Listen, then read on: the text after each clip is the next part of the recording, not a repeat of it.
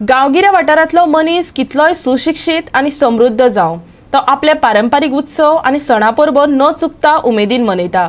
दिवजा हो खाशेलो बायलांचो उत्सव। वळवय सातेरी भाटांतल्या बायलांनी काल श्री शांतादुर्गेक दिवजा पेटयली।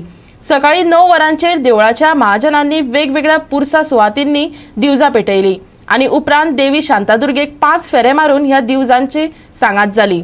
पळयात कांय उमेदीचे खीण।